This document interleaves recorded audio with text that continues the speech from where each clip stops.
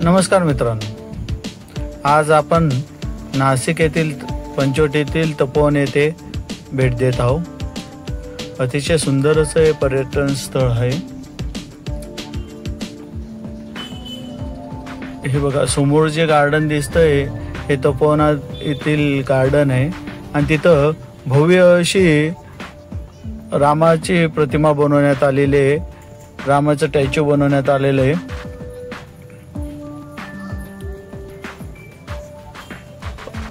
रात्रीच्या वेळेला त्याच्या चारी बाजूनी लाइटिंग सोडल्यामुळे अतिशय सुंदर अशी प्रतिमा दिसते। तर आपण या गार्डन मध्ये आल्यानंतरला पहिले पोटपूजा करून घेऊया। गार्डन मध्ये आल्यानंतरला थोडंफार खाण्याची मजा ही वेगळीच असते। त्याच्यामुळे आपण भत्ता हा आयटम आणलेला आहे इथं खाण्यासाठी। चला तर मग पोटपूजा करून घेऊया। हा आमच्या सर्वांचाच आवडता खाऊ आहे भत्ता।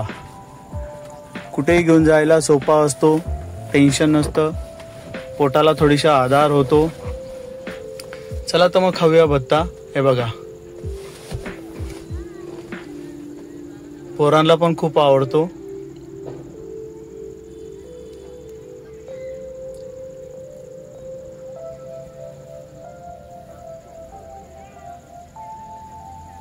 अशा वातावरणामध्ये भत्ता खाण्याची मजाच वेगळी असते। चला त्याच्यामध्ये सर्व आता आपण अजून एक पुडा मिक्स करून, कांदे वगैरे मिक्स करून पोटपूजा करू। पोटपूजा झाली आहे, आता फोटो सेशनची वेळ आहे। हे बघा, अतिशय सुंदर असा फोटो येत आहेत या गार्डन मध्ये। मागे रामाची प्रतिमा आणि पुढे आपले फोटो। हे बघा, लाईट मारल्यामुळे ते रामाचे पुतळा जो आहे, स्टॅच्यू जो आहे, तो अतिशय सुंदर असं चमचम करतोय। खूप मोठी प्रतिमा आहे। चला तर मग आता जाऊया गोदावरी नदी जवळ। ह्या ठिकाणी गोदावरी नदी आणि कपिलधारा नदी ह्या दोघांचा संगम आहे। हा स्पॉट संगमाचा स्पॉट आहे। इथं संगम झालेले आहे कपिलधारा नदी आणि गोदावरी नदी यांचा। आणि इथं कुंड आहेत, 4 कुंड आहेत।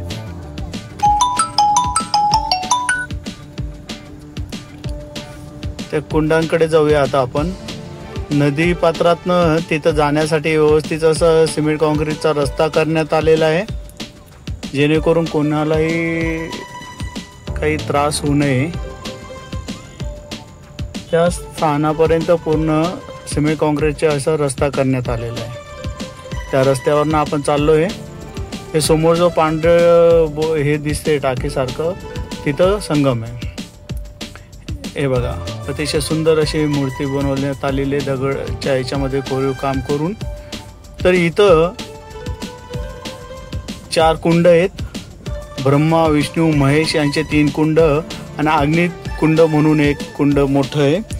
असे हिस्ट्री आहे की जेव्हा सीतेचं अपहरण करण्यात आलं होतं, तेव्हा सीतेला या अग्निकुंडामध्ये लपवण्यात आलं होतं आणि सीतेची प्रतिमा ही रावणाबरोबर गेली होती असं म्हटलं जातं।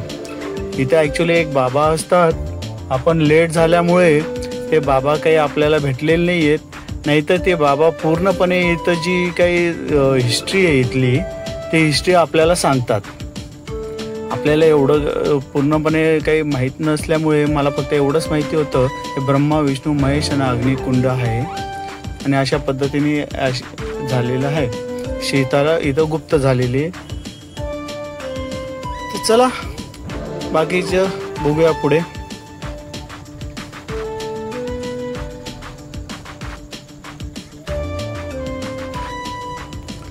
त्याच्याच पुढे आल्यानंतर अजून एक इथं स्थान आहे।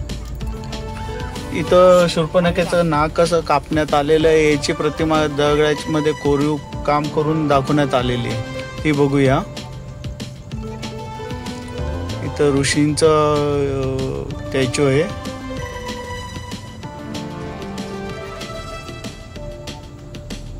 आणि समोरच आहे बघा.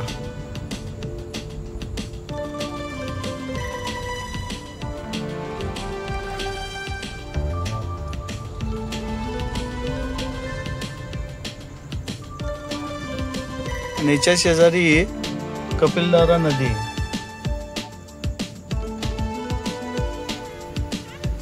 चला तर मग आता आपण आलेलो आहे जगामध्ये शेषनागाचा अवतार घेतलेलं एकमेव मंदिर आहे हे लक्ष्मणाचं. तर ते बघूया. शूज स्टँडवर चप्पल ते काढून आपण पुढे मंदिरात प्रवेश करूया. हे प्रवेशद्वार आहे. इथंच चपला बूट काढून आपल्याला पुढे निघायचंय.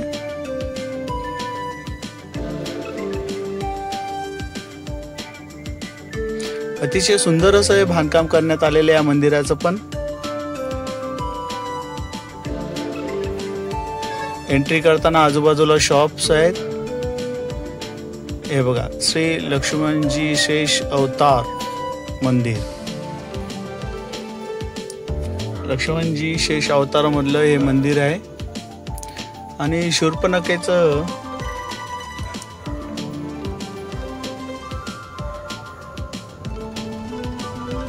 नाक कसं कापलं हे इथं स्टॅच्यू मध्ये दाखवण्यात आलेलं आहे. हे बघा, शूर्पणखेचं नाक कापताना. म्हणून या सिटीला नाशिक असं नाव पडण्यात आलेलं आहे. शूर्पणखेचं नाक कापलंय इथं म्हणून या सिटीला नाशिक नाव पडलेलं आहे.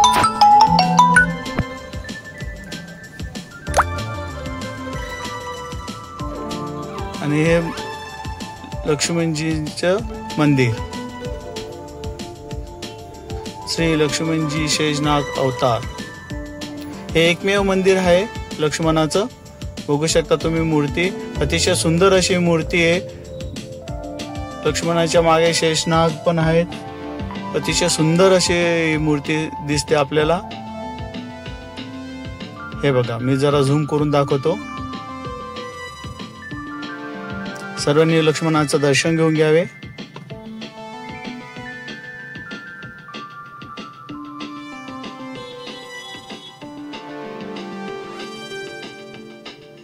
अतिशय सुंदर असं दर्शन झालेलं आपल्याला.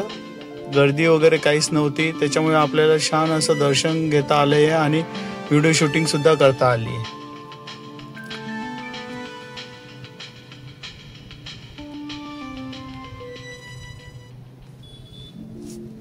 चला बाळांनो, तुम्ही पण दर्शन घेऊन घ्या.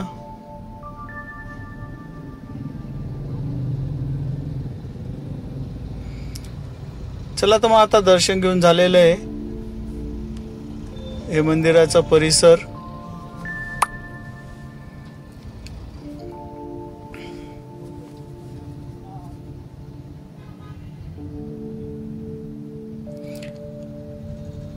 या मंदिराच्या परिसरामध्येच हे प्रतिमा दाखवण्यात आलेली आहे, दृश्य दाखवण्यात आलेले आहे.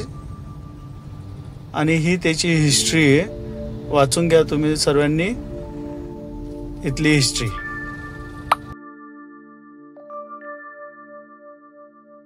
तुम्हाला जर माझे व्हिडिओ आवडत असतील, लाईक करा, कमेंट्स करा, तर सबस्क्राईब करा. धन्यवाद.